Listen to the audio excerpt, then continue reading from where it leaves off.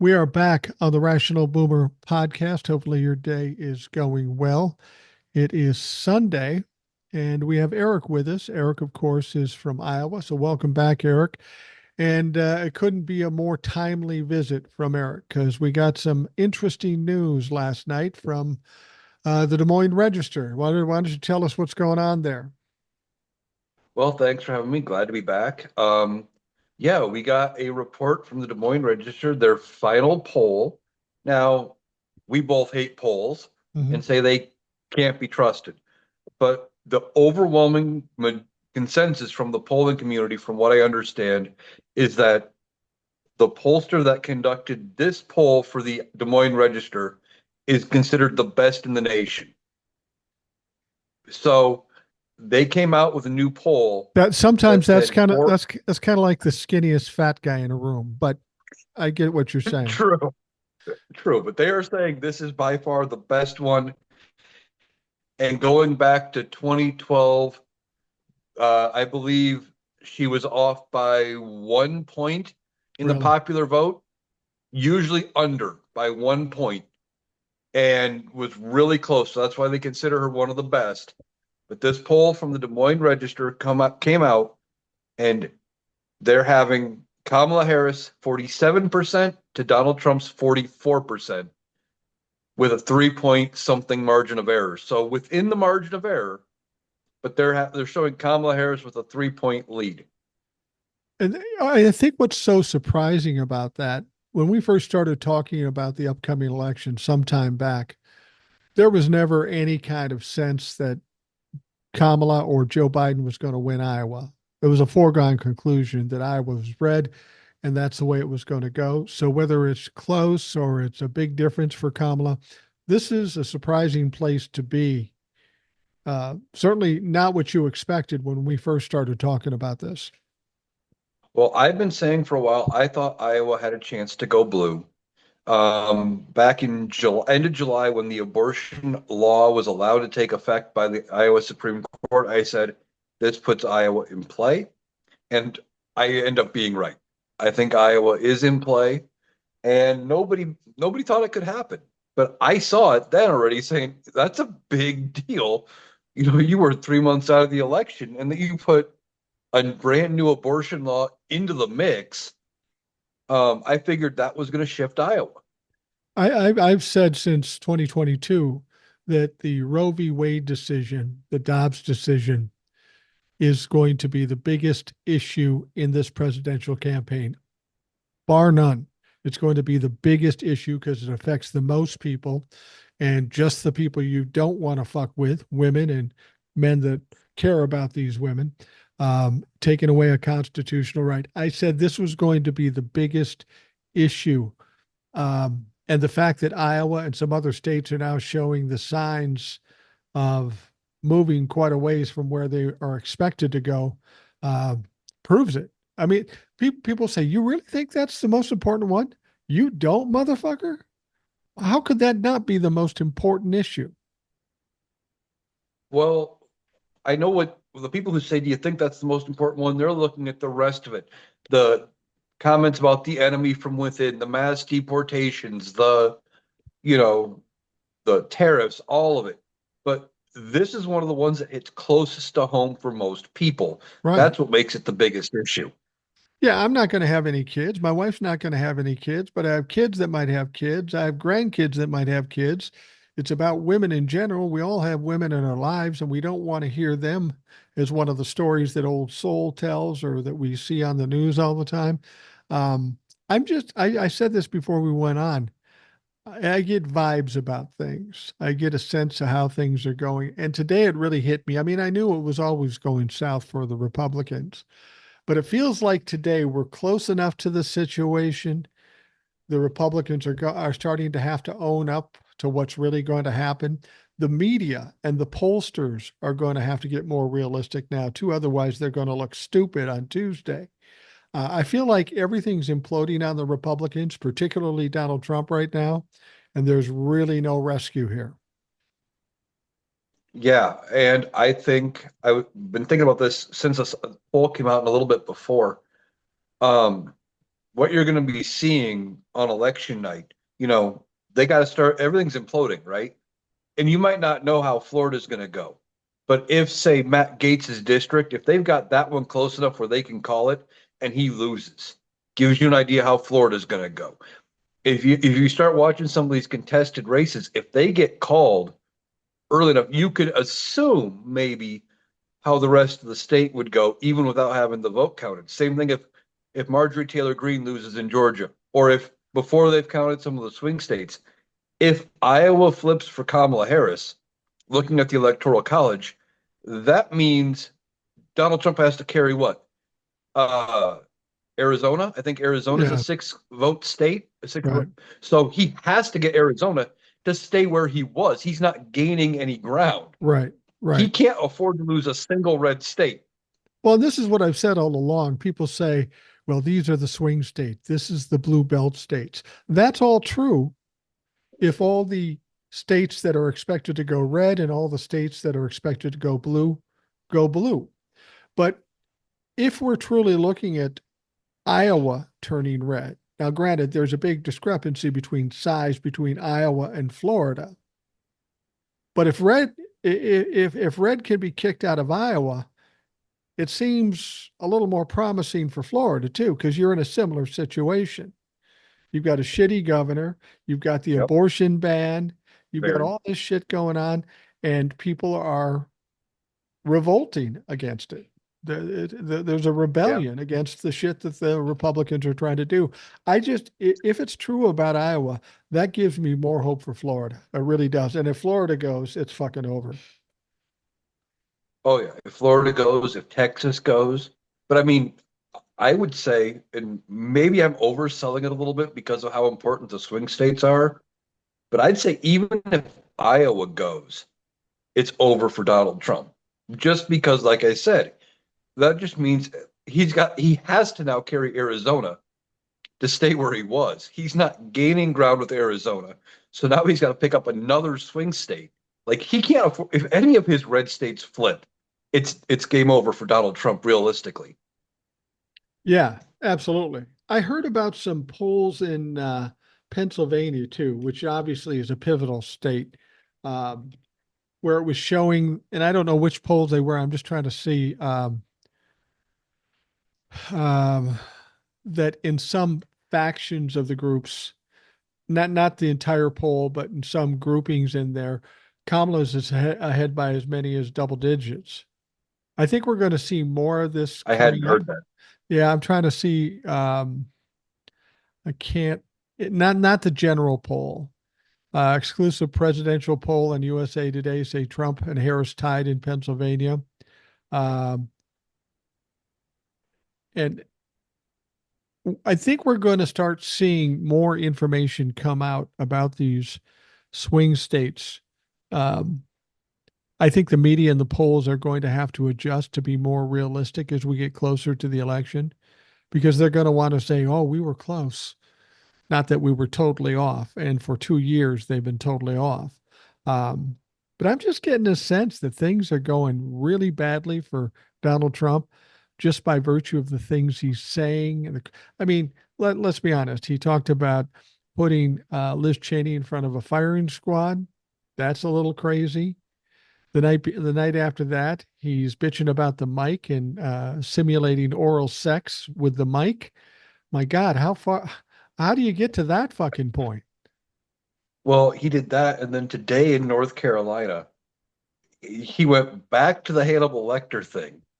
And he goes, well, I'm talking about Hannibal Lecter. The crowd goes wild, and the media tries to run with it and says, well, he's talking about all these crazy people, but that's who we're letting into the country. That's what we're letting in. We're letting in Hannibal Lecter. But but I'm not losing it. I'm weaving all these things together, and there's going to come a time when I'm not able to do that anymore, and we can have a conversation about my cognitive abilities then. But for now, I'm still a genius, and I'm still weaving it all together perfectly. I read a story, and it was one of these rumor type stories, and I can't remember where it came from, but I can see this happening. Um, that apparently it's becoming obvious to Donald Trump that he's not going to win. I'm sure he's analyzing all these things, and the numbers he's getting are telling him yeah, this is going to be a problem. But apparently, he was very angry. There's talks about him once the election is over, cutting ties. Was La Savita, his campaign manager, one of them? Because they're telling him things he doesn't want to hear. They happen to be the truth, but he doesn't want to hear that bullshit. So, but the word was that he says he knows he can't win, so the only way to win now is make people believe he did win when he didn't win, so he can make the arguments and go to court after the fact. What he doesn't understand is he has less of a chance of accomplishing that little gambit than he did in 2020. Yeah, and that's the thing at this point. They're setting stuff up to lay the groundwork for their base to fall for it. And I don't even know if he's trying to win at this point after the fact with going to court and stuff, or if he's just trying to lay the groundwork for another grift and try to grift his base, saying, "Give me money to fight this," Oh, and I'm sure pocket he'll a do whole bunch that. because he knows once he's done campaigning, he's out of money. They're not going to keep sending him money once he's no longer a candidate and once he's lost again, especially in a landslide. Yeah. Yeah. And I've said all along, I thought Joe Biden would beat him, and I still think that would have been the case. I think Kamala Harris will I beat do him. too. But as the way it's gone, in spite of what the media, in spite of what the polls say, just the facts, the fundraising, the ground game as opposed to no ground game, the incredible campaign to the worst campaign. You take a look at all those things, and there's no way it can be close with facts. I mean, you listen to polls, and we don't know where those facts came from. We don't know where that data came from or what was done with the data once they got it. The media always says, well, we look at the polls. Well, the polls are always wrong. Maybe you better get a better fucking resource or somebody who has some common sense that can figure this out. But Donald Trump, and I think the Republicans that have some sense, are realizing we delayed this, we lied, we did all this shit, but nut cutting time's coming on Tuesday, and it doesn't look good for us. Yeah, I agree. And I think, well, I agree that Joe Biden would have beat Donald Trump. Yeah, But I think the biggest difference with having Kamala at the top of the ticket versus Joe Biden is the number of people she's going to pull up with her. right. I think there's gonna be a lot of races where people are going to be voting with, down ballot with Kamala, saying, okay, like here in Iowa, maybe there's a chance. I think 2 to 4 of our uh, House seats go blue. We have 4 seats. I think there's a chance we could flip them. I think we get at least 50%. I don't know that we would have gotten there with Joe Biden at the top of the ticket.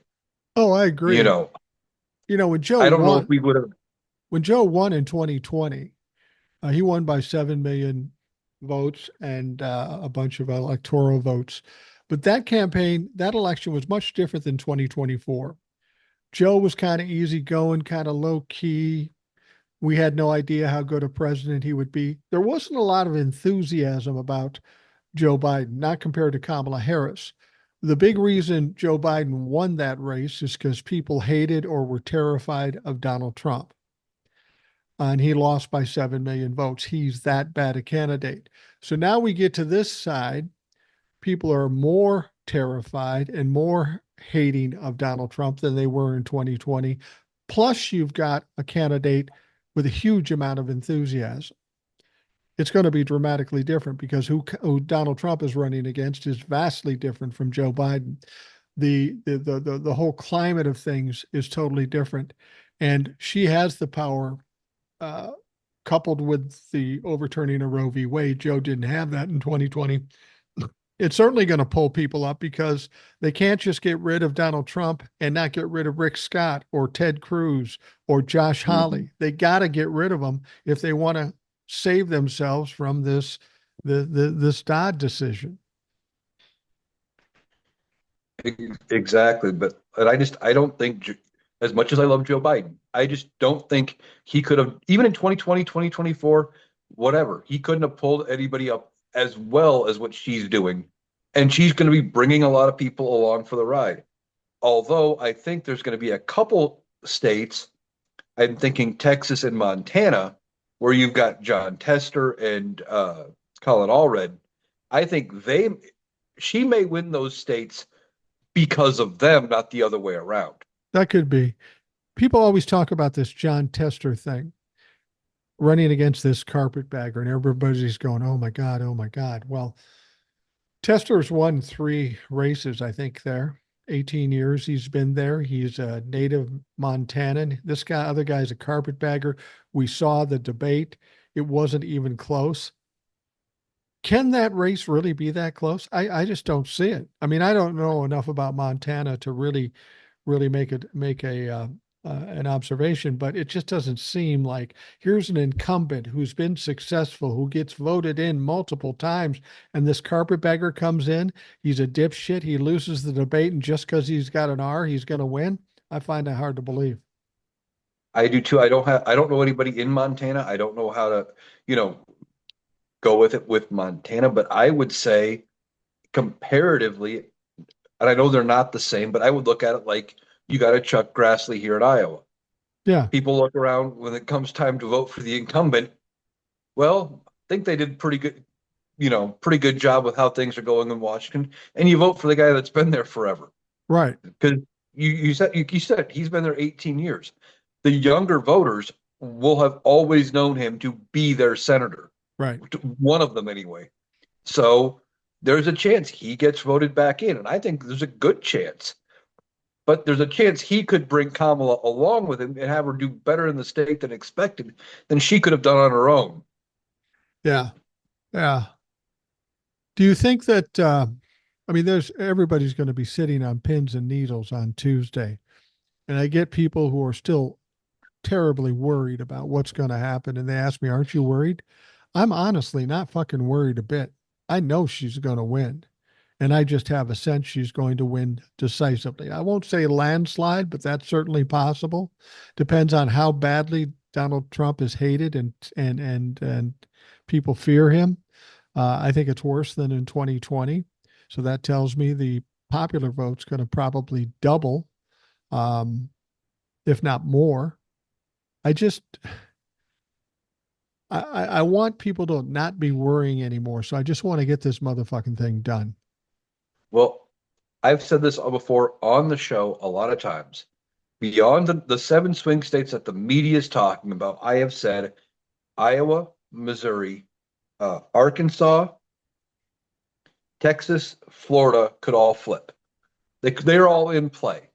Arkansas almost had an abortion measure on the ballot, and Republicans fucked around with it. That's why I'm saying Arkansas could be in play. Missouri's going to have abortion on the ballot. Missouri could be in play. Nebraska's got abortion on the ballot.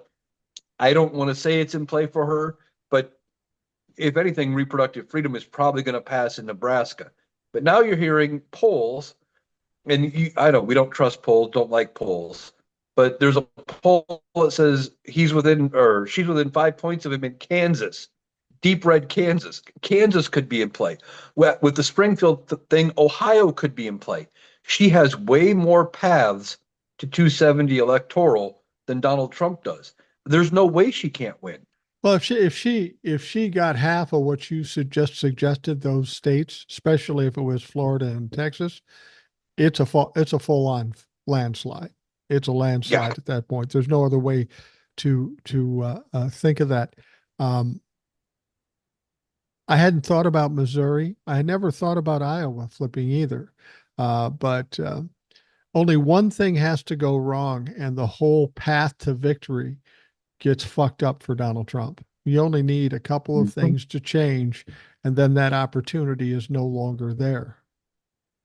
Yeah, I was fooling around on 270 to win, which they've got the interactive map where you can, see which states go which way, et cetera. Right. And like the amount of states Donald Trump would have to flip out of the swing states if he loses Florida or Texas is like he already needed with the map he has now, he could win the presidency with Pennsylvania, North Carolina, and Georgia.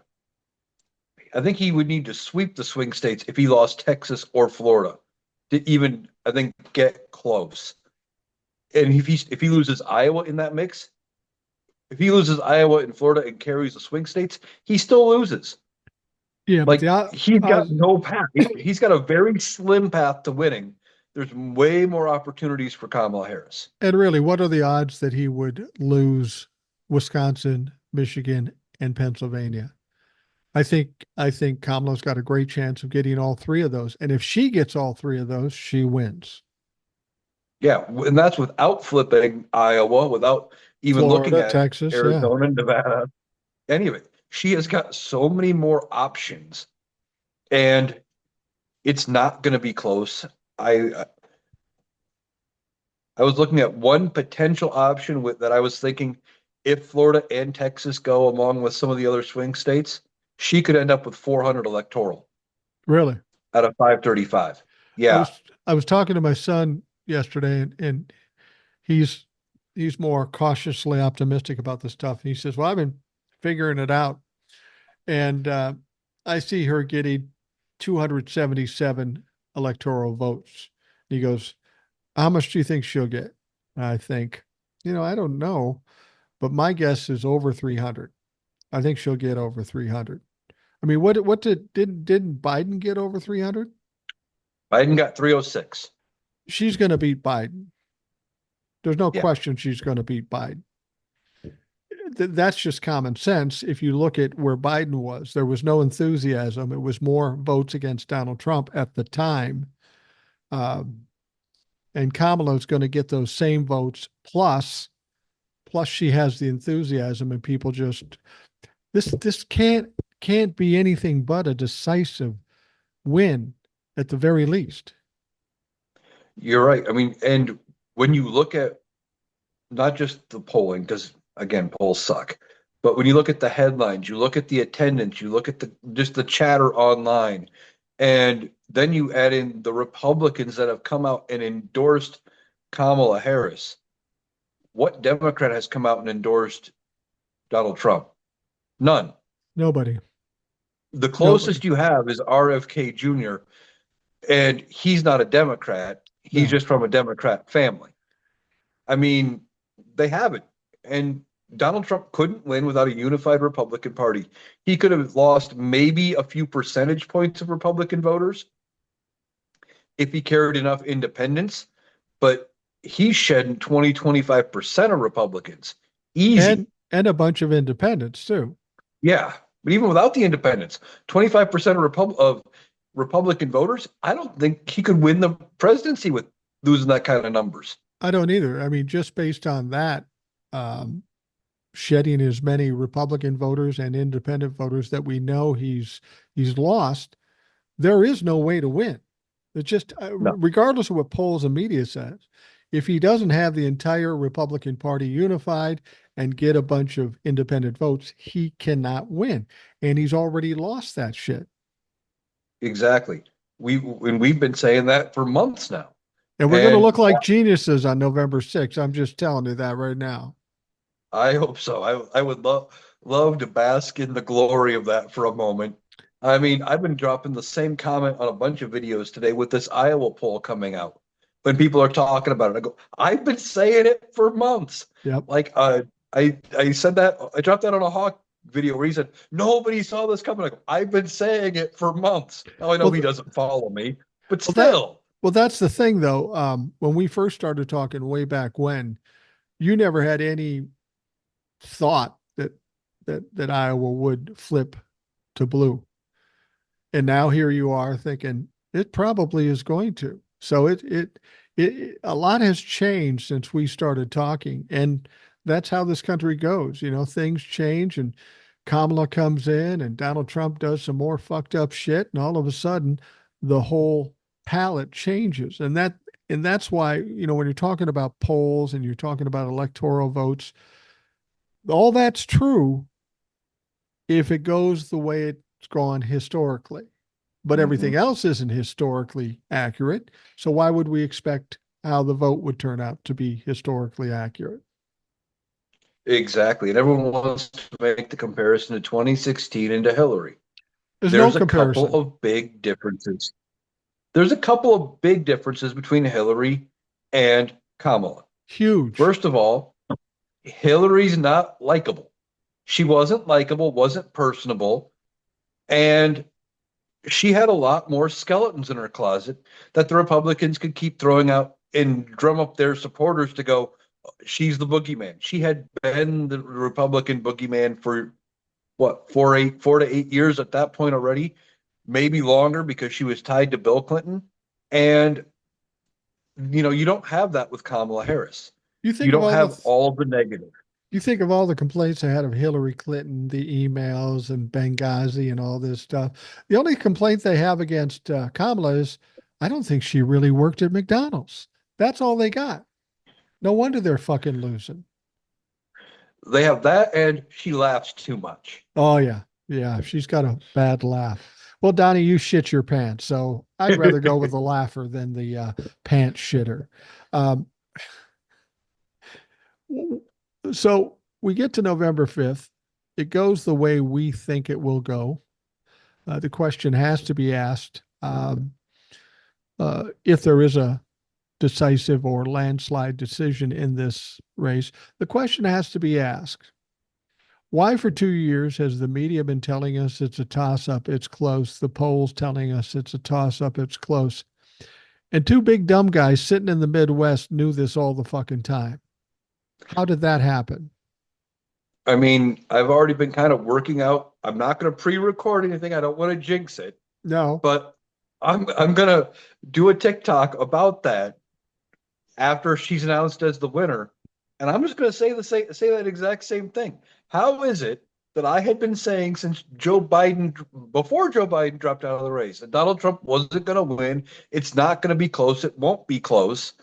And if it comes out to be a landslide and she does flip places like Iowa, Florida, Texas, I'm going to be asking that same question. And the media needs to answer that question. Maybe not from me specifically, but they need to come out and say something. Well, see, what usually happens, and this is what I was getting at about the polls and this new poll coming out in Iowa, and we'll see some other polls more edging toward Kamala Harris. For these 2 years that's been going on, they've been playing around and manipulating us. But as they get closer to the election, the imminent decision, they're going to have to adjust their polls and their opinions on media so they don't look too far off when the election is ended. What'll happen is, and if you ever notice this with polls, everybody's excited about the polls up to the election. The election happens, and then we're dealing with the outcome. And those polls just fade away into obscurity. Nobody really pays attention to them anymore.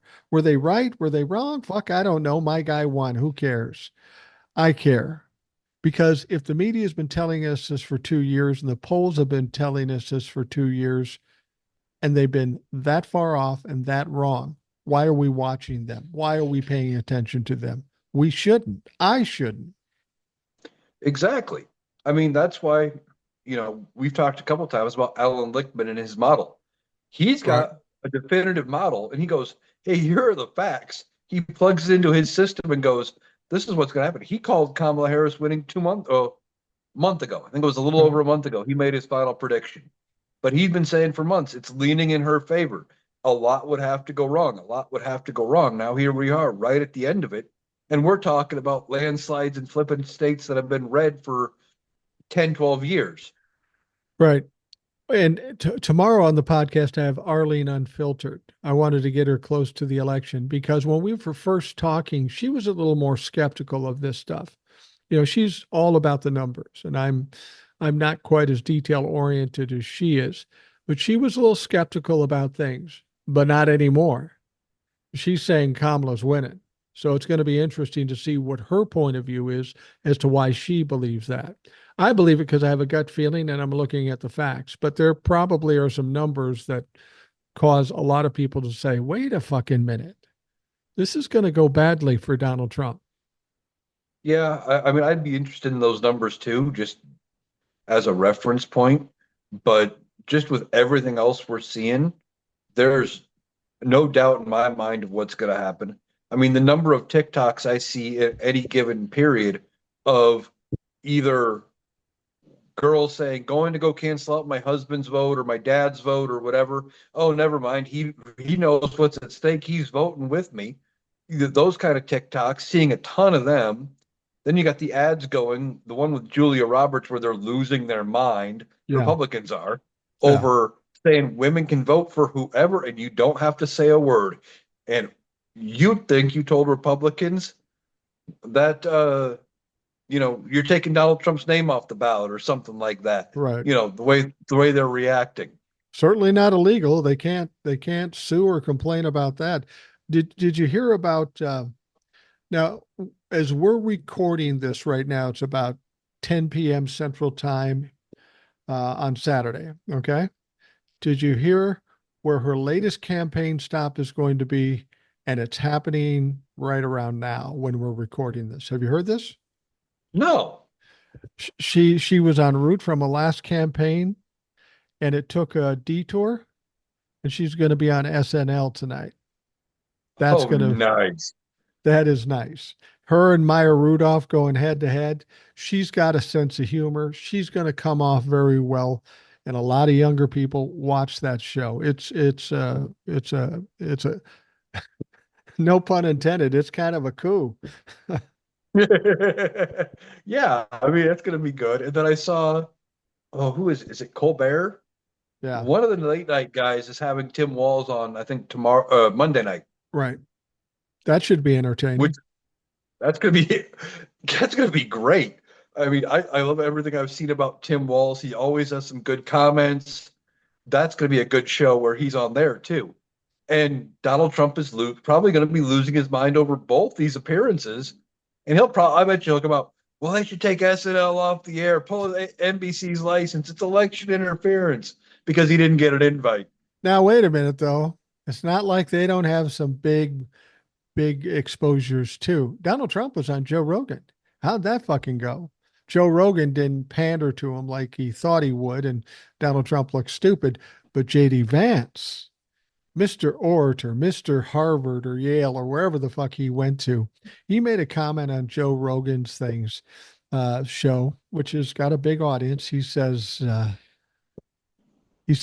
me and Trump, I believe, will get will win normal gay men.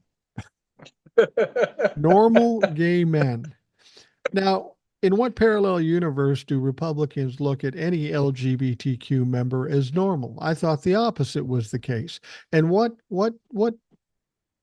categorizes a gay man as normal?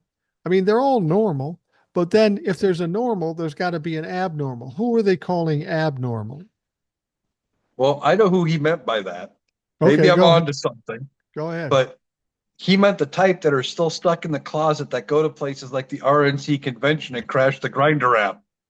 Yeah, there you go. There you go. Or have sex with couches. Those are on the sly. That's got to be who he's talking about.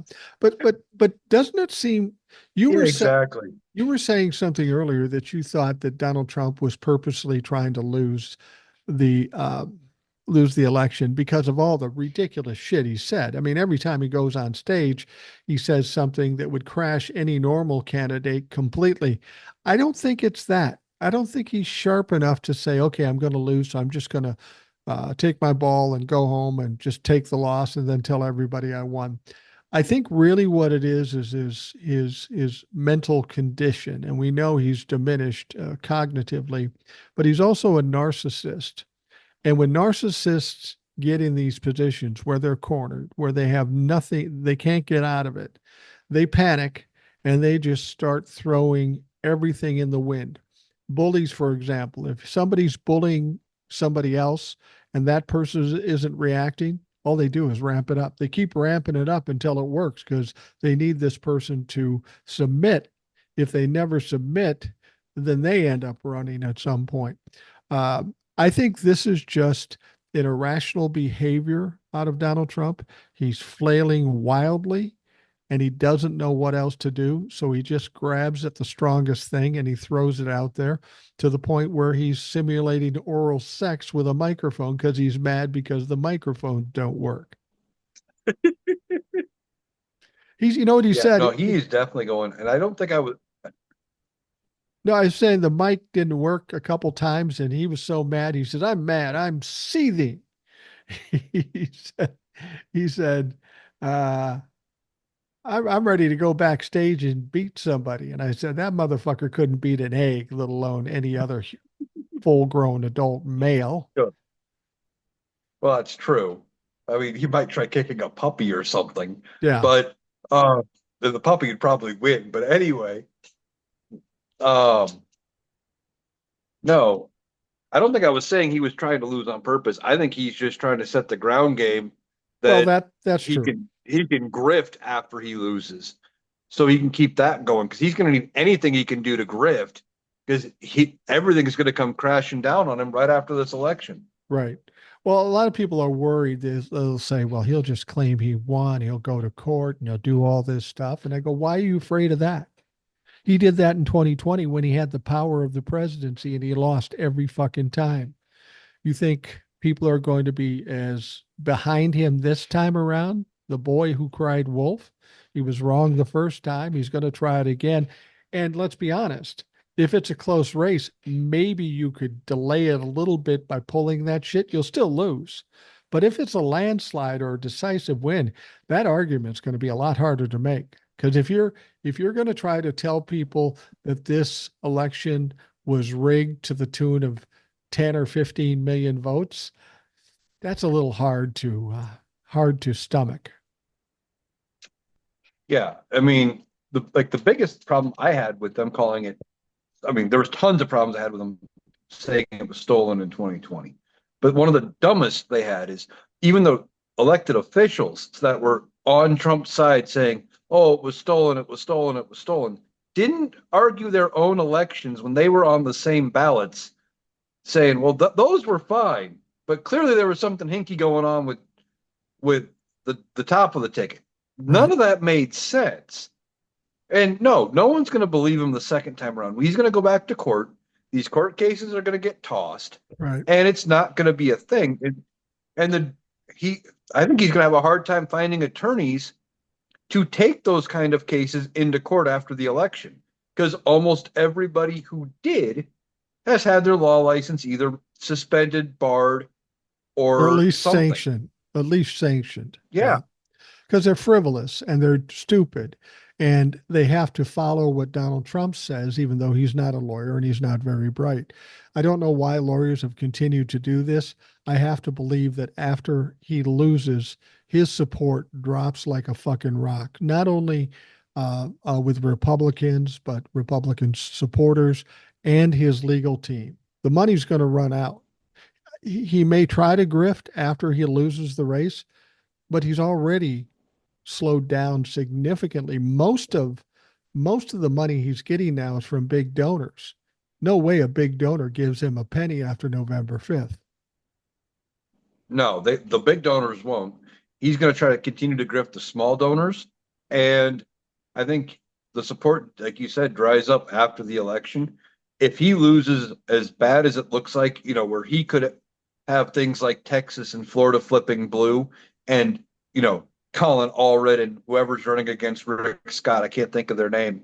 If Rick Scott loses, Ted Cruz loses, and maybe more. If they lose, if they don't flip the Senate in a year when they were only defending 9 seats, Yeah. and two Democratic seats were in unfavorable territory for Democrats. I saw an article saying some Republican, I don't remember which one, said if they don't get at least 52 seats in the Senate, that's unacceptable. They Yeah. should have at least 52 seat margin for the Republicans. And Democrats could have 52 to 54. It's possible. Absolutely. In some ways, I think it's likely. Again, they're talking about how the race will go, how these elections will go based on what it's gone in history. But what's never happened in history in a presidential election is overturning Roe v. Wade and a candidate like Donald Trump and these people being sycophants to Donald Trump. We've never seen anything like this. This is something that people are appalled by, and how they respond has nothing to do with what we've seen historically. Yeah, I'd say you're right. And like as far as the House, I have no doubt the House flips blue Oh again yeah. Yeah. because we've seen what the Republicans have gotten accomplished with them in the majority. Nothing Right. but frivolous investigations, holding up everything, threatening to shut down the economy, what, 3 or 4 different times, 2 speaker fights, and nothing done. Right. And after the election, one other thing I think you can count on within 6 months or less, Truth Social folds and goes away. Uh, I would agree. Because his stock price is tanking again. Yeah. It rebounded back up quite a bit. Now it's faltering. Well, it was a And I pump read an and article. dump. It Yeah. was artificially manufactured. It was a pump and dump. Well, but I read something too about Truth Social. You know how Donald Trump is always screaming about tariffs for anybody who outsources to Mexico and, America first. Read an article. Some of the coding work for Truth Social they outsourced to Mexico. Of course. Of course. Yeah.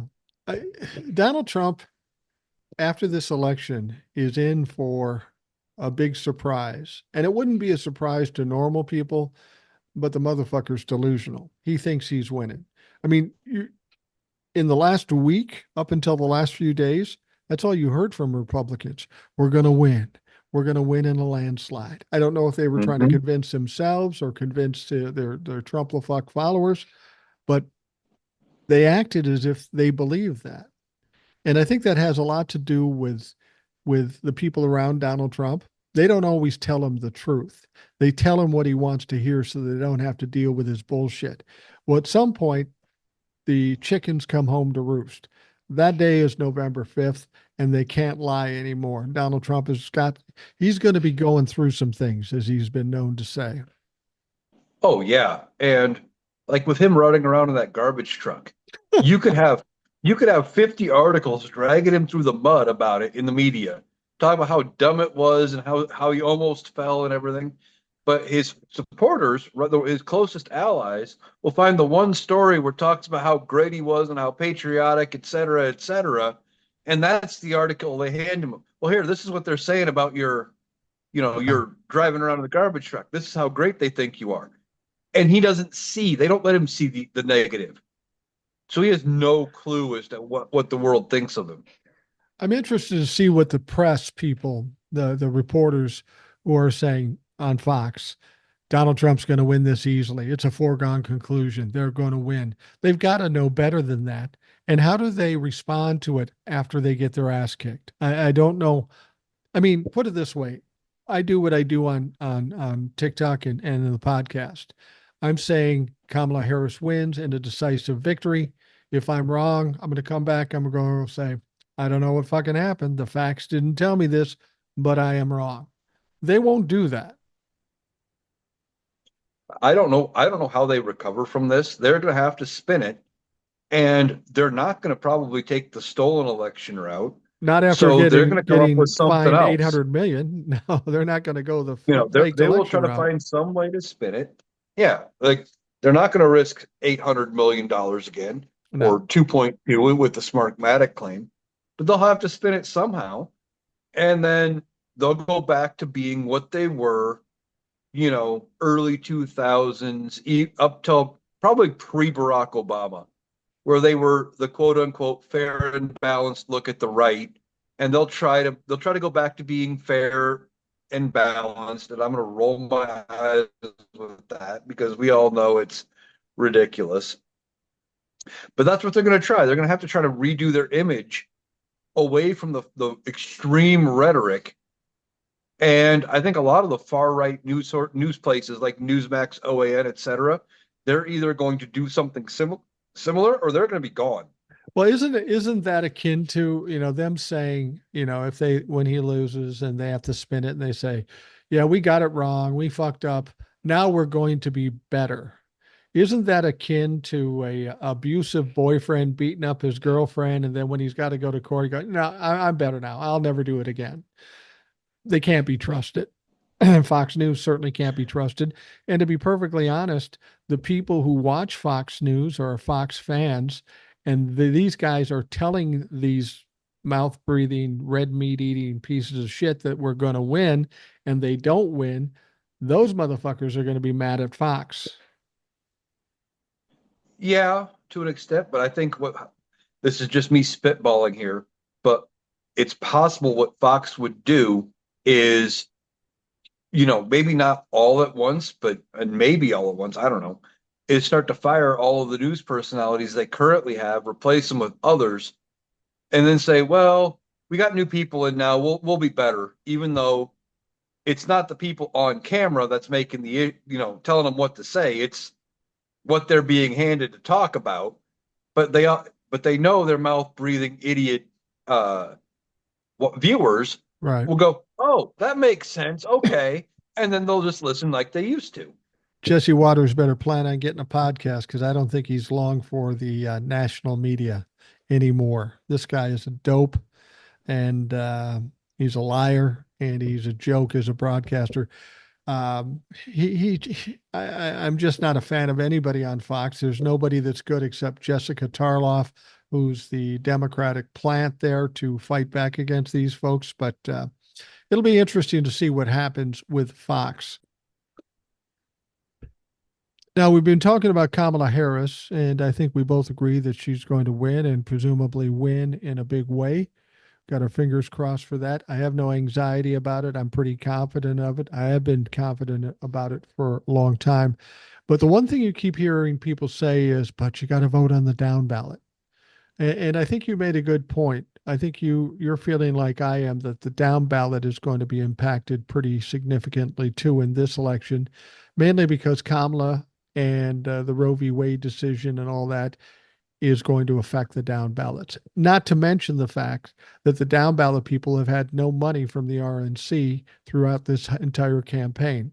They've got every roadblock in front of them they could possibly have. Yeah, the Republicans have blocked their way at every chance, and Kamala is going to be able to bring, the House with her, the Senate races with her in most cases. I believe that because she has more money than she needed for any of this. And she spent it not just on herself, but on helping to bring the down ballot races up, spending it PAC money and advertising money and using her get out the vote tools in their field offices, not just to go door to door. Are you voting for Kamala and Tim Walz? But are you voting for whoever? Insert your politician here. And there you go. She's using all those efforts to make sure she has a favorable Congress. Because let's face it, president's not as powerful as people think. They're powerful, but without Congress, they can't do much. Right. They can do some executive directives, but those don't last if you don't get Congress to back it up ultimately. Right. And they only last as long as either your president or your party is in the White House, because the next guy or girl or whoever can reverse them. They can change them. They can alter them, whatever. They're temporary. We talked about, I've said before, Kamala is probably running the best campaign we've seen for president in history. Donald Trump is probably running the worst campaign in history. I heard a number, can't remember where I heard it from. I think it was a pretty reliable source, and it makes some sense. The ground game is a big, important thing in these races. We know that Donald Trump virtually has no ground game because there is no money for it. There is no organization. The only person handling the ground game for Donald Trump is Elon Musk. And we know how Elon Musk took a $44 billion social media platform and turned it into a $10 billion social media platform. But the numbers I've been hearing, they've got so many people outdoor knocking that they're across the country that Kamala Harris literally has people knocking on 120,000 doors an hour.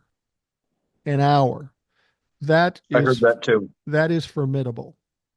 Yeah, no, that's not guaranteeing she's getting 120,000 No, votes no, but an somebody's hour. reaching out to these people and somebody's not reaching out to these people. So even if you got Exactly. 20% of them, it's significant. Or yeah, exactly. And like I said, she by doing that, she's bringing the other races with her, I think, you know, by virtue of having those door knockers not just talk about her. Now, Donald Trump has a virtually non-existent ground game, like we've talked about. You hear that Elon Musk was handling it. The app didn't work. They were having to double and triple back. Now you hear they're being run around in U-Haul vans with no benches, and they were riding in the back of the U-Haul and being threatened if they didn't hit certain goals and targets, they wouldn't even have a hotel room to sleep in that night Right. or maybe not even have their flight home paid for. And we flew you in here to work for us, but we're not going to pay you. We're not going to put you up for the night. We're not going to fly you home. Good Right. luck. Right. Yeah, and that's the essence of who the Republicans are and how they treat people and how they treat immigrants and how they treat anybody that works for them. These they'll probably not get paid anyway because that's the nature of Donald Trump and Elon Musk. Um, the interesting thing about it is we know that Old Soul has been door knocking. In fact, that's why she hasn't been on the show for a little bit. She said, up until the election, I'm going to be doing nothing but pounding doors. She's very passionate about it, and I give her credit. I admire her for it. But what it sounds like with Old Soul, and I presume this is the case with a lot of people knocking doors, is in addition to saying, I'm here for Kamala Harris, vote for Kamala Harris, there's a lot of education going on there. And we know of Republicans, they aren't very educated when it comes to what's really, truly happening because all they've ever heard is from Fox. That's pretty amazing if all these people are doing that much education on an hourly basis. Now, whether all of it takes, which probably not, but if a small percentage of it takes, like I say, at 120,000 and we're talking 20%, we're talking 25,000 an hour that are converting. Mm-hmm. That's fucking crazy, especially when we know how close the races were in 2020. Oh, exactly. I mean, in some states, that's enough to flip the entire state Right. if they get that many people. And as far as the education, I mean, it's amazing how much these people don't know. Like I saw some videos just before we came on here, and it was somebody they were it's oh, I can't remember the TikToker's name. He's the guy who makes fun of the date right guy. He's one of the big ones that'll sit there after he said something dumb. He'll say something like, "Oh, so you're telling me Republicans only want men to vote, but they don't respect women or something." Got it. And he takes a bite of. That's It's the Walt. guy who makes. Is that Walter Masterson? I think it Yes, is. that's him. That's him. Well, he was talking to some of them, and he was talking to some Trump supporters, and was asking them about the, you know, undocumented immigrants and stuff, about how much they pay in taxes and Social Security and stuff. And of course, all the Trump supporters, oh, they don't pay nothing. They don't pay nothing. They don't pay nothing. And I don't remember the figure that he was throwing back at him. Because no, the estimate is they pay this much in a year, and because they're not here legally, they get zero of that back at the end of the year. They get no Social Security. They get no Medicare, Medicaid. It just goes into the pool because they have to pay it. Right. And the look on these people, like, what? That much? Like I'd never heard that before. Yeah. So those immigrants that are paying Social Security are paying for your Social Security. That's what people don't understand. Yeah. And these It goes people are into just happy to make a little bit of money to survive today. They're not thinking Yeah, about the future. exactly. I mean, I've had the fortune of knowing a few that were here, and I guess I don't know if they were undocumented or not. I just know they were immigrants and they were working to send money back home to their family. Right. And the group I knew was like, I think they were living, it was either 6 or 8 guys sharing it was either a 2 or a 3 bedroom house that they were renting and splitting the bills that way, living very modestly and sending as much of their paycheck back home as they could. Right. And that's why all these billionaires like Donald Trump and everybody backing the Republican Party are so against these immigrants. It's because the money's leaving the country. Their wages are leaving the country. They're not getting put back into our economy necessarily. Right. And they're going, oh no, that's money that could go, that could be spent at my local shop, and I could get some of that money. Oh, and that's why they're so against it. Right. But they're all for hiring these people at cheap Oh, rates. oh yeah, They want hiring the, them for less money per hour. like I've always said, they don't want a lot of money. They want all the money. And that's the fucking problem. I was talking to Jace yesterday, and you brought this up to me while we were off the air about all these people who have supported Republicans who have supported and endorsed Kamala Harris. It's kind of unprecedented. It's not something you see, but there's one high profile Republican that's not endorsing Kamala Harris. In fact, he hasn't said a fucking thing. And Jason and I talked about it yesterday, and that would be George W. Bush, the second dumbest president of the United States. And you have a theory as to why you think he might not be. Well, it's not my theory. Somebody on TikTok pointed it out. I don't remember who, and they said, is the reason he hasn't endorsed anybody in this race because he looks at how dumb these people are falling for everything Donald Trump is putting out there, and he realizes it's his fault because of the No Child Left Behind that he pushed, that I believe we're still operating under, where they teach to basically a standardized test, and Right. if the students have to do so well on the standardized test, or they get less funding.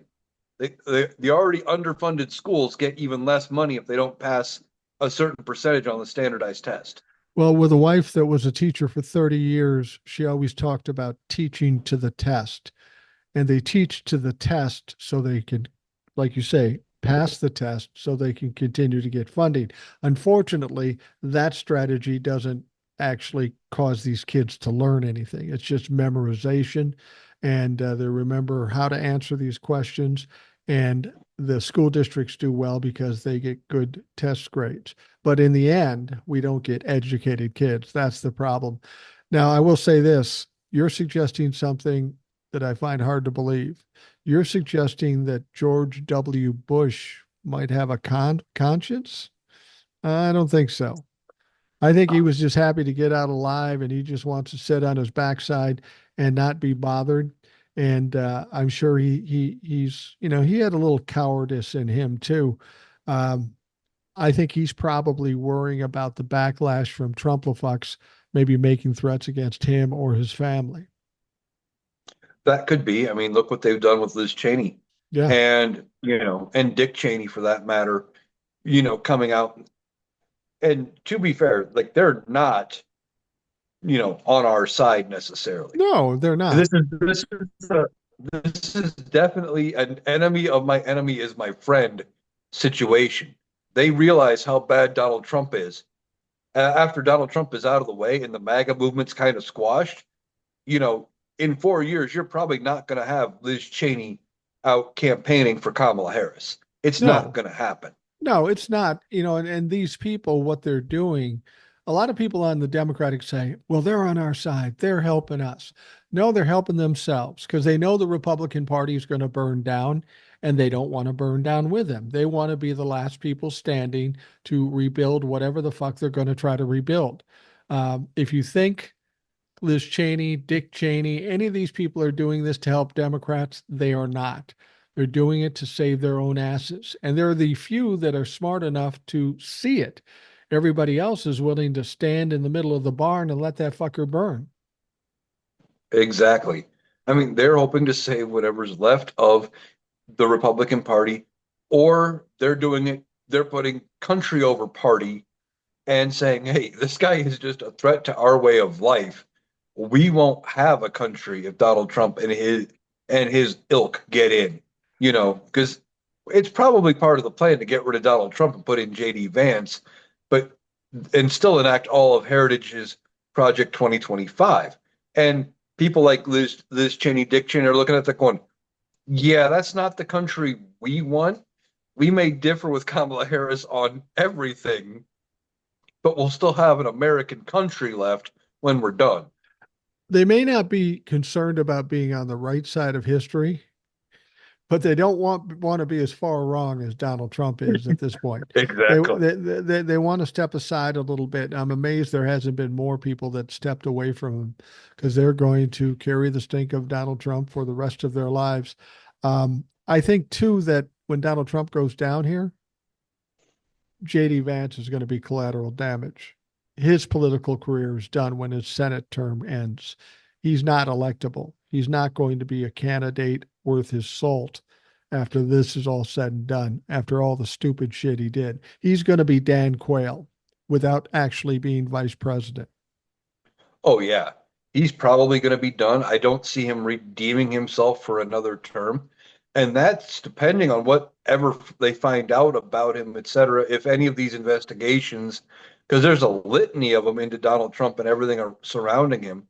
If it turns up anything involving him, he could get kicked out of the Senate before the end of his term.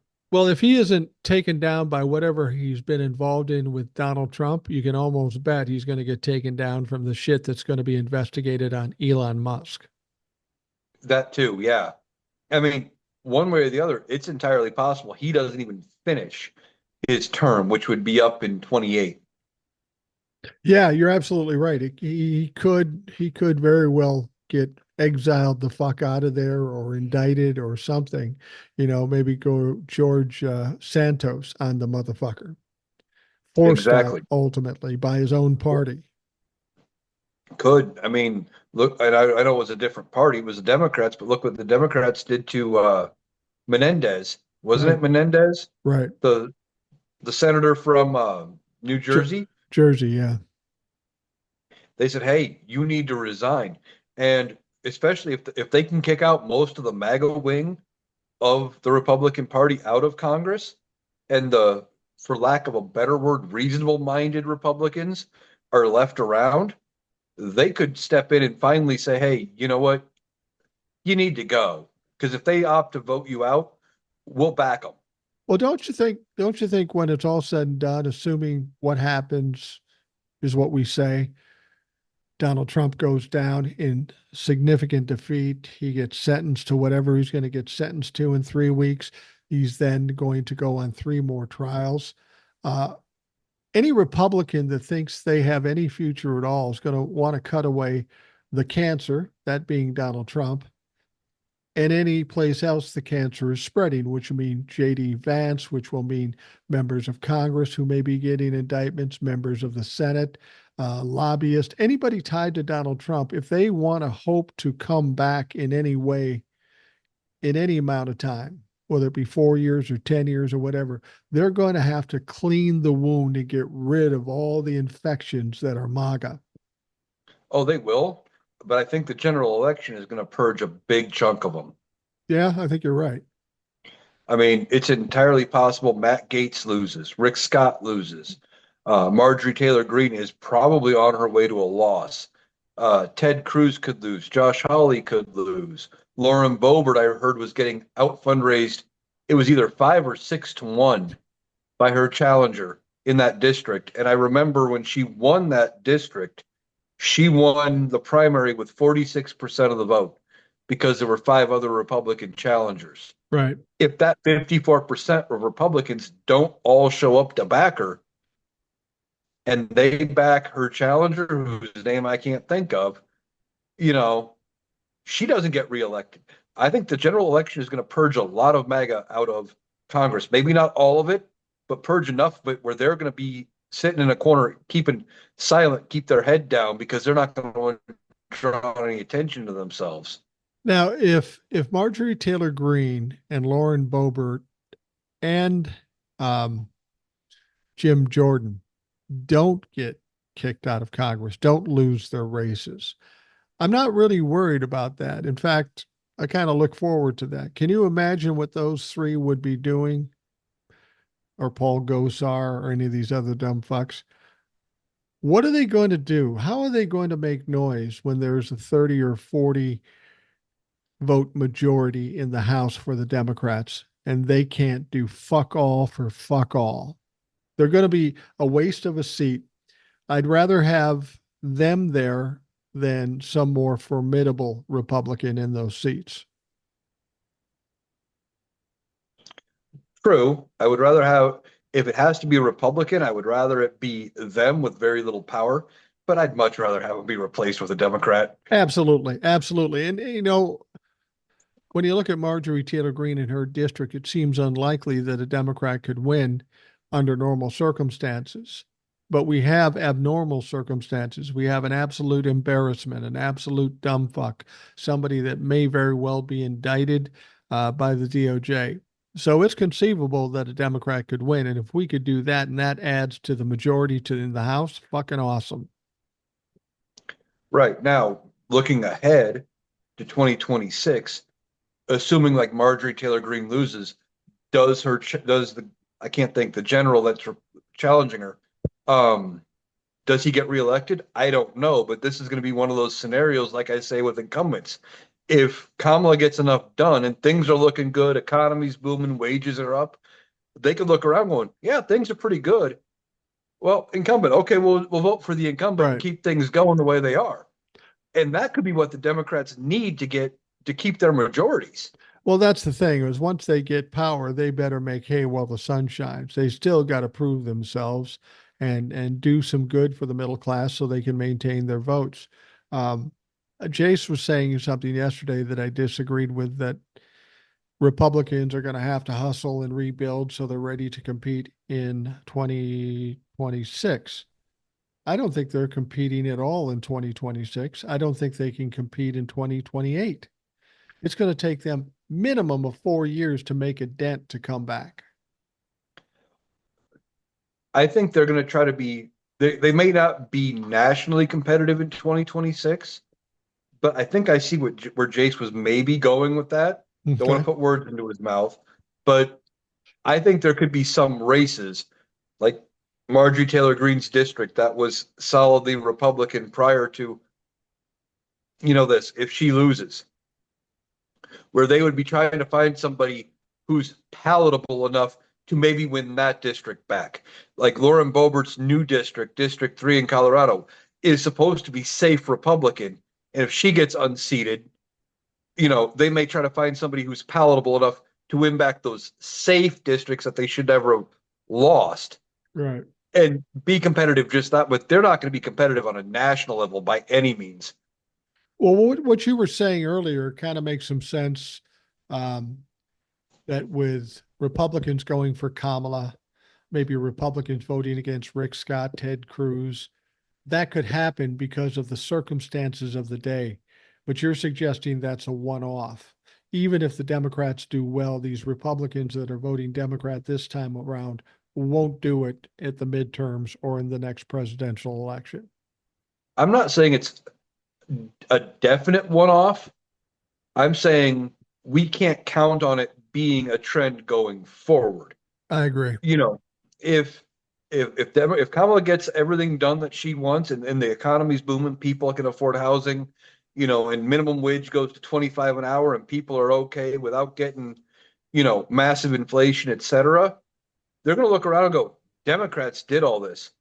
And when it comes time to vote them back in 2026, they'll give them a better chance. If nothing changes, they're not going to be willing to vote for Democrats. The ones that reached across the aisle hoping for something better aren't going to continue to do that if nothing changes.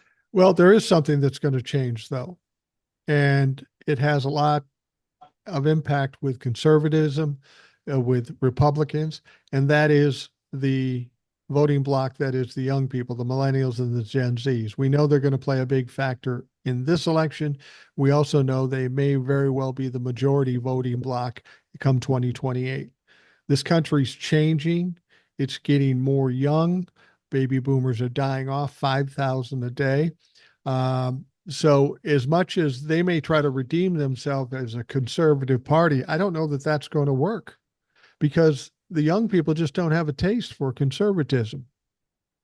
Right. As I've said before, I think if they come back with the conservative idea, it's going to be fiscally conservative of, what, we can get the same thing done, but have it not cost nearly as much money type of conservatism, or can we spend our money better, that kind of approach, and try to do things that way. But you're not going to see the tax cuts for billionaires approach anymore. You're not going to see the hard right extreme rhetoric, the anti-immigration rhetoric, the anti-LGBTQ rhetoric, and the abortion issue, really, it's not going to work with the younger people. Right. The only thing that might work is some kind of a fiscal conservatism of, can we get things back the way they were, you know, reel in the government spending. Right. That's about the only thing I can see being a path. But they're going to have to come up with something, because the idea of being a conservative, in a way, it's kind of like how my parents think. Even though they are voting for Kamala, they like to look back to the 1970s, and they still think the world should work like it did in the 1970s. I wish the And music of the 70s was back, but that's beside the point.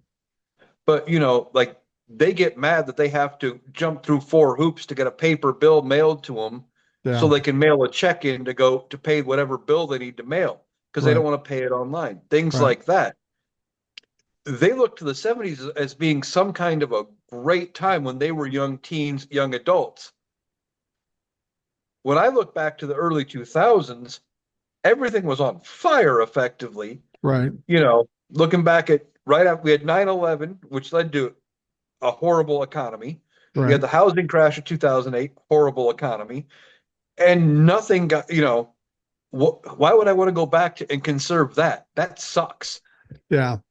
Well, there were a lot of things in the 70s that weren't so great. Just ask Jimmy Carter. He should have got reelected and didn't because of high gas prices, of gas shortages, high mortgage prices, mortgage interest rates. The 70s had some good moments, but I was in my teens and getting drunk most of the time. So I didn't know what the fuck else was going on. Uh, it's easy to look back and say, oh, those were fonder times, but all times in the past had their bad side too. I mean, it was an easier time in the sense that you didn't have cameras watching you. Nobody had a fucking phone that they were on all the time. You did get paper bills. One of the great things about the 70s is that if you were going to get a job, you could lie on your resume and there's no way they can fucking check it unless they made a phone call, and they wouldn't make a phone call. Not that Yeah. I did that, but I heard people do that. Well, what I heard um, was early 2000s when Circuit City went completely out of business. And I was never smart enough to think about doing this. And I was pretty young, early 20s, but I was in the age bracket where it would have worked. Oh yeah, I was a general manager for Circuit City, and you put it on your resume. Right. Well, there's no one to call to verify that with. There's Right. no records anywhere. And people were doing it and they were getting better jobs because of it. I now I'm not even going to tell that story because I think I might still be a now my brother uh almost died, and he had a big lawsuit and he won a lot of money. He had a lot of money, and he worked for me in my studio.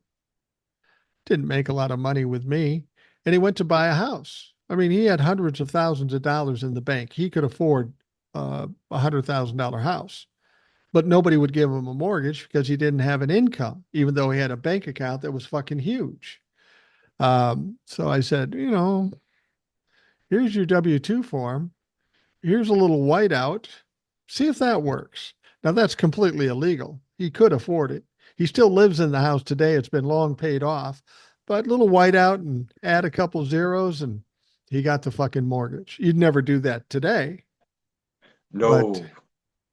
70s were the good old days for me because I was young and I didn't give a fuck. Let me ask you this. So Kamala wins. I think that's a foregone conclusion for you and I. We could be wrong, but I'm not wrong. You're not wrong. We're right. So that happens. And we know that these people are going to go out and they're going to say, well, it was fixed. It was rigged. Donald Trump really won. What do you think happens as of November 6th, besides all the legal challenges? Because they're all going to fail anyway, just like they did in 2020. But what happens with society on November 6th when it's apparent that Kamala Harris wins? Now, I'm just saying this now. People will say, oh, we won't know for 2 weeks. Bullshit. We'll see the numbers. It may not be official for a week, but we'll know what's happening. I think you'll see a reaction similar to when Joe Biden won, when they were celebrating in the streets. I agree. When I they agree. when they called it, I think you're going to see a celebration. Um, but I expect Donald Trump to declare victory, whether he wins or not. I expect him to also say something about probably trying for 2028. Yeah. And I expect a very good acceptance speech from Kamala Harris where she talks about unity and going forward. And I think people like you and me and others who do TikTok videos, I think we are going to see the amount of Trumplafuck trolls in our comment sections and in lives and everything else go way down. Yeah, I They're think going so to too. start crawling back under their rocks. You asked me a question in an email, and I laughed when you asked me this. It says, what are we going to do after the election? Fuck, there's going to be so much shit to talk about. We got 3 trials, a sentencing. We got inauguration on the 20th. Oh, people ask me that all the time. Are you going to quit after November 5th? Fuck no. I didn't build this platform to bail on it after the election. Yeah, we'll have plenty to talk about, but I think we're going to have less interaction with Trump supporters. I agree. And I think a big chunk of the ones, especially the ones that come in and add nothing more than just a Trump with a bunch of exclamation points or Trump 2024 or like, and then you go check their profile and it's 0 followers, a faceless pic, Yeah. and all sorts of stuff. I think a lot of those are going to go away because they're just paid bots and the money's not going to be there to keep them going. So we're going to have an easier time, I think, doing what we do starting about probably November 6th, November 7th, right Yeah. after we know when we know she's won, she's given the acceptance speech, and 70% of the country has agreed that that's the outcome. Of course, after Donald Trump concedes, he's not going to concede. He I've got a can't. better chance of showing up next time on the podcast with a full head of hair. Yeah. Yeah, exactly. Now, people always come to me and say, aren't you worried about the violence if Kamala wins? I'm not worried about that. I think you're not worried about it either. I am not worried. I know some people are taking their signs out of their yards or saying they're going to take the signs out of the yards, after whatever date they call it for Kamala, just in case. I'm not worried about that one bit. I don't think there's going to be any violence. Um, there may be isolated incidents, but it's going to be a few dumb fucks here and there. And you're not going to see any big group because Donald Trump isn't going to be the one in the White House like he was last time, holding the FBI back, saying, don't investigate this shit. Right. Well, I heard something on TikTok and it was from a decent source, but I haven't had a chance to check it. But it wouldn't surprise me at all that this is true.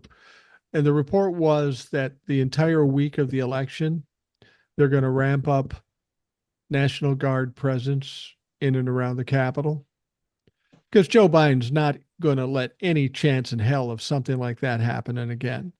He's going to shut it down before it even gets started. So it wouldn't be surprising to me, and I said this earlier too, that we'd see a presence of the National Guard at the Capitol or in and around Washington, D.C. But it sounds like, according to this report, that they're either going to be on alert or somehow sent out to be put in place for that week of the election, which is Monday. Now, See. I hadn't heard that, but I remember month and a half ago, maybe a little more. I think it was Mayorkas, Homeland Security Director, said that they're declaring the time around the election and the time around the certification as special security days or events or something like that. And they were going to be using heightened security measures and whatever tools they have at their disposal to make sure that law enforcement's on board and that they're ready for any sort of event. So if they're going to call out the National Guard in advance, it wouldn't surprise me. I don't think Joe Biden's going to take any chances with it because he's the commander in chief. he doesn't need Congress's approval to do that. He can just do it. Yeah, yeah, he can, which points out something very clearly that the Republicans refuse to admit. They say it was Nancy Pelosi's call. It was not. The president directs the Pentagon, who's in charge of the National Guard in Washington, D.C. It's as simple as that. Exactly. And up until Donald Trump said that it was the Speaker of the House, Nancy Pelosi, who refused the guard, nobody ever just thought that the Speaker of the House had anything to do with that until Donald Trump said it because he needed a scapegoat. He Right. just said, "Well, I offered him, and she said no, so I backed down." So what he's telling me is, when the way he knew something was going to happen. Okay, if that was true, and then she said, "No, we don't need it," and he went, "Yeah, okay, you know better than me." Well, that doesn't sound like the Donald Trump you or I know. None of No, that makes any sense. no, it doesn't But sound like Donald Trump at all. his uneducated base believe it. And somebody else pointed something out on TikTok. They were talking about, and multiple creators, I guess, have said it, that they think one of the problems we have such an issue with civics in this country, where people don't know how the government works, what branches do what, or how things work in government, is because a lot of times your government teacher, your civics teacher was your coach, Right, right, who was there just because they had to have a teaching job, and they didn't understand the material necessarily. They weren't a civics minded person. I don't know if that's true. It was just what some people have been pointing out, that seems to be the case.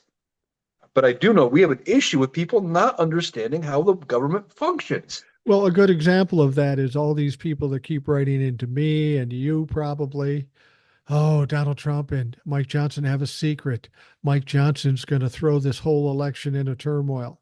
Mike Johnson has nothing to say about the election. They have nothing to do with the certification. I don't know why people think that this is going to be a thing. In part because they're expecting Donald Trump to pull the rug out from underneath them because of what happened in 2016. That's part of it. And then they have got it in their head that they can do something when in 2022, Congress passed the act. I can't remember what it was, the Electoral Count Reform Act. That's what it was, where they changed it, where you need 20% of the Senate, 20% of the House to have them even start to question the Right, slate of electors from any state. right, It's not going to be a thing. Previously, it was a gentleman's agreement, and it was 1-1, and it hadn't been used in decades right.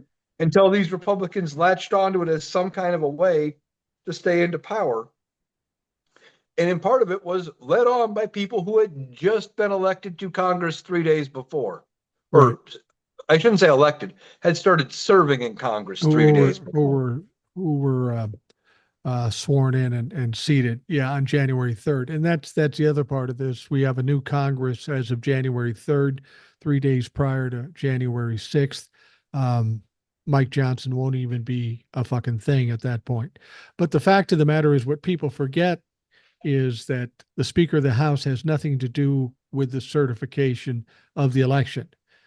If you remember, it was Mike Pence who's the vice president, and who's the vice president now? Kamala Harris. Kamala Harris. You think Kamala Harris is not going to certify the election if she's just won the presidency? Now, I wasn't sure if No, she could do it because she won the presidency. I've been corrected. She can. It's been done before. So she will be the person to certify or agree to certify the election. yeah, I believe the most recent one was George H.W. Bush. Yeah, I think you're right. I think you're right. I believe he was the most recent, but it's been done multiple times before because it's a ceremonial process. They open the Exactly. envelope, they read them off, and Congress goes, okay, and they move on to the next. There hadn't been an issue with it. We haven't had a contested election where it went to any sort of a thing for decades, if not since what? I know the one where they had to really decide was back in 1800 Right. with Jefferson or Burr. Right. And I mean, that's 200 years ago. It's not a thing. No. But people are so scared that Mike Johnson could do something. But like we said, new Congress comes in, new speaker comes in. The other thing I've been seeing, and I've talked about it several times, I think you've talked about it too. Mike Johnson has nothing to do with swearing in the new House. No. Absolutely nothing. What'll happen January 3rd, the new Congress will all show up to work. Technically, the House of Representatives is it doesn't exist yet Right. until they select a speaker. Assuming it's Hakeem Jeffries, the House parliamentarian, I believe, is the one who will swear in Speaker Jeffries. The current parliamentarian has been serving since 2020 and was appointed by Nancy Pelosi. Right. But they'll tell you this. Yeah, but that parliamentarian, he's a Republican. So he'll throw it all up and give it to Donald Trump. No. But they have literally all they do is stand there, hold the Bible and read and tell Speaker Jeffries to repeat after me. They read the oath. That's it. That's all they can do. There's nothing else to it. Once Speaker Jeffries has been sworn in as the speaker, he's the one who then turns around, has everybody else raise their hand, repeat their oath, and then Congress gets to work. Well, like you were saying about the certification, the parliamentarian swearing in the new Congress, that too is just a ceremonial thing. They have no power to say, no, I'm not going to do that constitutionally. And in the Constitution, it says you cannot not seat somebody who's been duly elected. You can kick them out once they're in, but you got to go through that process, as we saw with George Santos. There is no option not to swear these people in and seat them if they've been elected. So all this concern about, something's going to happen, they're going to pull the rug out. No, they're not. They don't. Republicans say whatever they want, but they're pathological liars.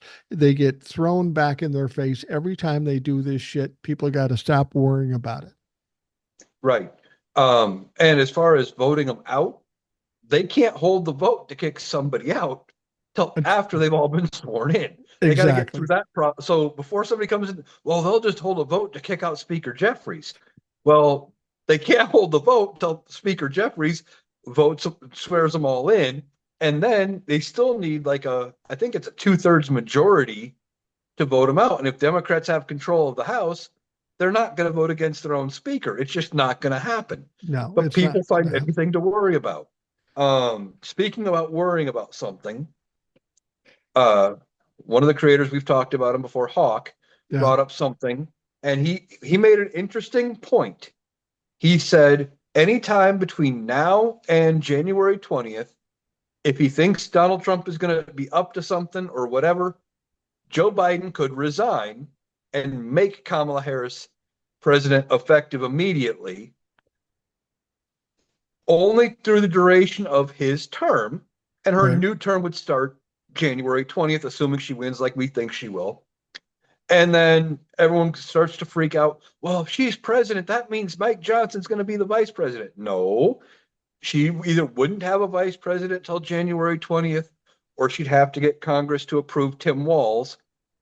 But one of the things that Hawk said about this is the reason he thinks Joe could do it is that it is much harder to get somebody out of a position they are in legally, because she would legally be the president. It would be harder for Donald Trump to do anything to get her removed versus preventing her from taking the position after she was duly elected.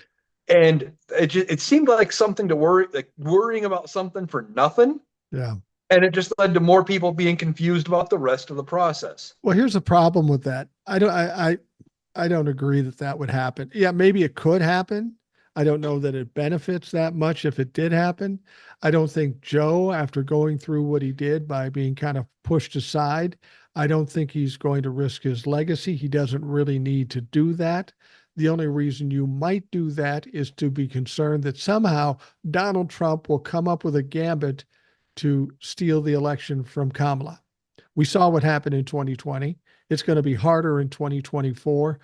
She's going to get the election. She's going to get it. They're going to dick around and do all that stuff, but I don't think there's any real threat and any real reason for Joe Biden to do that. See, that mentality is this. Oh my God, Donald Trump might do something, might steal it from Kamala Harris. I don't think that's going to happen. And I don't think Joe Biden's dumb enough to think it's going to happen either. This is, again, worrying about shit that hasn't happened. Trust the process. I mean, everybody was worried about Georgia. Oh my God, they're going to count the ballots. They're going to delay the certification. They're going to do this. Every one of those fucking things have been overturned.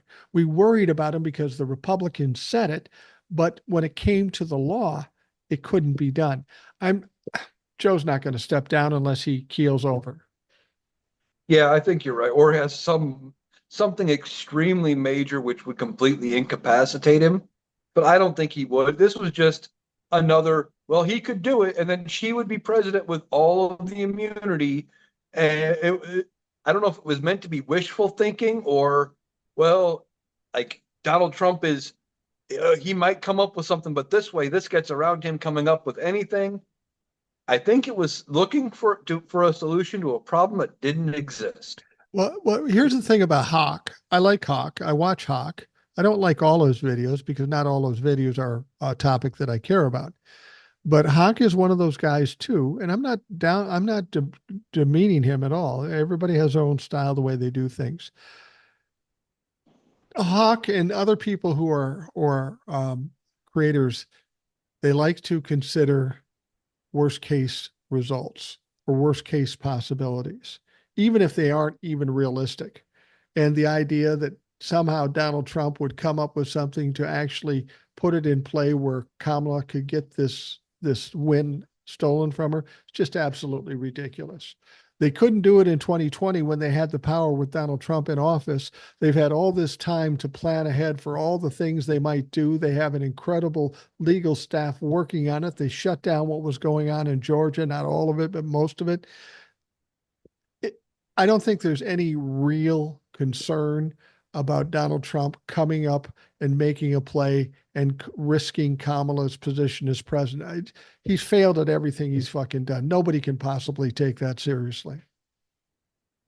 Yeah, I don't see anything he can come up with. And you talk about Georgia, the court cases have prevented all of it. Georgia Supreme Court said, nope, we're not touching it. Lower court got it right, basically. Too close to the election. We're not dealing with it on an emergency basis. And then there was Michigan. Right. I don't know if you heard about this. No, go A couple ahead. county election officials in Michigan, I think it was Friday, got let go. They were told by the state, you must follow state law and state procedures. And they kept saying and insisting that before they sent their ballots off from their precinct to the county, the way I understood it, to the county to get counted and stuff, they were going to do a hand count of all their ballots to make sure that it matched what the county sent back as the results from their county, because they didn't trust those machines. And they kept being told, state law doesn't say it. You're going to slow things up. That's not how we do it. And finally, the State Board of Elections said, well, fine, you're just not going to be election officials this election. You're out of a job. Well, that goes back to, that whole thing where people said there's election officials that are going to try to slow this down. Oh my God, that's going to hurt us. What's happened with them is exactly what's going to happen with all of them that want to do this. They can say whatever they want, but the law prevails. And if you can't legally do it, you're not going to fucking do it. Exactly. Michigan was on top of it. They were told repeatedly by the Secretary of State that that's not the procedures, that we have to do it within this time frame, et cetera. And by you taking the time to hand count, it's going to drag it out. And when they refused to listen, they said, okay, you're not involved. Well, And we'll find somebody else. and this is where these people have failed. They're trying to gum up the process while the process is going on. The fact of the matter is there are deadlines that have to be met legally and constitutionally. They have to be met. Now, after the fact, if you want to fight over it, you can try, but you got to let it happen before you can do anything. You have strict rules and regulations as far as timing. It's got to be done by a certain date. And if you don't do it, you're at risk for whatever ramifications might come from that. Exactly. And we've gotten away, I think, a little bit from that because we see Donald Trump do all these egregious things that, he says the stupid thing, he does the stupid thing that would have stopped anybody else's campaign dead in its tracks. The party would have jettisoned him, and, he would have been getting like, what was it? He would have had a Michael Dukakis moment where you only get a handful of states. Problem is that accountability is not coming back at him, and then he drags his legal cases out to the point of oblivion. At some is what it feels like, Yeah. and there's no accountability. He violates gag orders. He might be violating bail orders. And everyone goes, "Oh, well, nothing's going to happen." So they just assume that when these election workers say, "Well, we're just going to do it," law be damned, that they're going to get the same treatment as Donald Trump, and that's just not how that works. No, no, there's a lot of people that are very surprised that we're fake electors that are looking at the possibility of some prison time.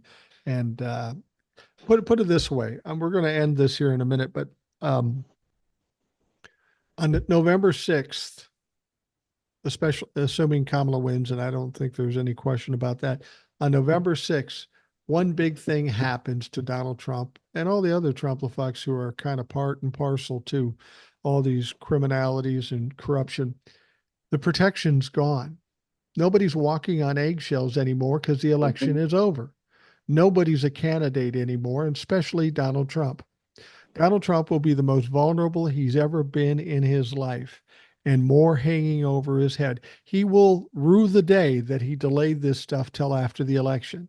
He thought he would win the election. He's not going to win the election. Now, all of a sudden, he's got 3 criminal trials, a sentencing date, and nothing to cover his ass. And the people around him up until November 5th will be scattered to the wind because they won't want any part of that fucking mess because they know he's going down. Exactly. And the other thing is you're going to see these cases move quick, fast, and in a hurry, I think. Oh, yeah. And Yeah. you're not going to see these long, drug out appeals because he's not going to have the money to fund the attorneys and to pay the court costs because you don't just get to appeal to the Court of Appeals. You don't just get to appeal to the Supreme Court. You got to put some kind of a bond to appeal, I believe. Yeah, you do. You got to put money up, and he's not Well, going to have it. Plus, you got to pay the attorneys to do those cases, and the higher they go, a lot of times they charge more money. after November 5th, you're going to see an exile of a lot of his lawyers. They're going to be tired of the shit. They're not going to want to be on the losing side, and they aren't going to be getting their money. And they're going to say, fuck it, Donnie. We took you up to the election. You blew it. You lost. We're outie. You're going to see some of his lawyers do that. Unfortunately, the way I understand it, any of the ones that are listed as attorney of record as for his ongoing cases are still going to be stuck with him without court approval to drop him. Yeah, that's true. And I guess that's perfect penance for these dumb fucks to pay. You fucked around and now you're going to find out. You're going to deal with a losing game and you're not going to get fucking paid. So have fun with that. And ultimately, they may end up, like we were talking about with some of the other ones, suspended, disbarred, facing disciplinary action with the bar, and staring at maybe not even being a practicing lawyer when it's all said and done. Probably not. Probably not. All right, Eric, we're going to wrap up the Rational Boomer podcast. I want to thank you for coming on. It's getting exciting, getting closer to the election. I think you and I are in agreement as to what's going to happen. We could be wrong, but the fact of the matter is we're not wrong. Kamala's going to win. She's going to win in a significant way. And then the fun is going to start because all these delays and all this bullshit is going to come to an end. And all we have to do is chase these motherfuckers down, make fun of them, laugh at them, and push them out of the way. I'm so anxious for that. I am too. Thank you for having me. I'm looking forward to Kamala Harris winning and taking as many Democrats up the ladder as she can. I'm waiting to see Iowa flip blue, hoping I'm right with, 2 to 4 House seats going. If all 4 go, that would be amazing. Um, and for those who do enjoy me being on the podcast, I want to throw it out there. I Absolutely. am analytical Iowan, all one word. on TikTok or YouTube. If you're watching the video podcast on YouTube, I do have it listed down below my picture there. ANALYTICALIOWAN, either on YouTube, TikTok, just if you're looking for me. So Well, I know you like Eric here on the podcast, and while he and I are of a like mind, we have a different approach to the things we talk about. I listen to him a lot. I get some tips from him to give me some talking points. I would highly recommend that you check out Eric at Analytical Iowan on TikTok and YouTube. By all means, check it out. You should do that. You're gaining a pretty good traction out there with an audience now, aren't you? over on TikTok, I'm closing in on 7,600, Nice. which I didn't know. I didn't know if I would be this close, you know, this high by the election. I didn't know what to expect. Not nearly as impressive over on YouTube. I only got 49 on YouTube, but Well, I'll tell you about slow and YouTube. steady over there. YouTube starts out really slow. Um, I'm feeling good about the number of people I have on YouTube. I think I have going on 14,000, which sounds like a lot. It's not a lot by comparison to TikTok, where I have like 384,000. But I personally like YouTube a lot better as far as the interaction. It's not quite as chaotic as TikTok. Don't make a mistake that I don't like TikTok. I have a responsibility to those people that watch me there, and I'll always be there for them. But YouTube's good. I would suggest you just keep plugging away on YouTube, and you'll be amazed. It kind of it kind of increases exponentially as you get more and more. I remember when I had 49, and that wasn't that long ago. So once you hit a spot and people glom onto you, it grows pretty quickly. Yeah, I've noticed that. And I do like YouTube a little better than TikTok. It's a little easier to operate. Uploading's a little easier. Don't end up running into just some weird uploading issues. I've had stuff where I upload it to uh, TikTok, and within half a second of it being uploaded, there's no sound. Yeah. Um, I've had content warnings on TikTok that I never got over on YouTube. Right. Of course, I've won all my appeals, but still, and I think that's going to probably come to an end too when all the Trumplefucks go back into hiding after he loses. But it's, I like both of them. It's just I think YouTube is a little more friendly to creators. Absolutely. Absolutely. They are more friendly to creators, and that's why I like them. If TikTok kicked me off tomorrow, I'd be fine. I'd still do YouTube, Instagram, and Facebook, and I'd be fine with that. I'd be fine with that. But I'm anxious. I'm going to do a live on November 5th, probably as the returns are starting to come in. And I'm anxious because one of the first states we'll hear about is Florida, and that's going to be a real. That's going to be very telling because if things start to go south for Donald Trump on Florida, you can expect a landslide. Yeah, and I'm off all day on Tuesday. I asked my boss to get off just an hour early so I could be home in time for because I think polls close on the East Coast at 7. It's either 7 or 8 Eastern, Yeah. and I wanted to be home. I normally get off at 7 Central, so I wanted to give me an hour just to make sure I could start watching the stuff come in right away. They gave me the whole day off, so I'm going to Nice. sit around and watch the returns come in, and I'm going to be laughing all the way. If Florida goes blue, I expect almost all of the swing states plus almost everything I mentioned to possibly flip because I don't see it going any other way. That would be fucking awesome. And by the way, I've got every day off up until the election and years after the election because I'm a retired motherfucker. But always working here on the podcast and TikTok, but that's not work. It's fun to do, especially when I have a chance to talk to the folks, people like Eric and Jace. And again, coming up tomorrow, we should be talking to Arlene Unfiltered. That'll be an interesting conversation this close to the election. For those of you listening, thanks for taking the time out of your day to do that. I hope you have a great day, and we'll talk to you again tomorrow.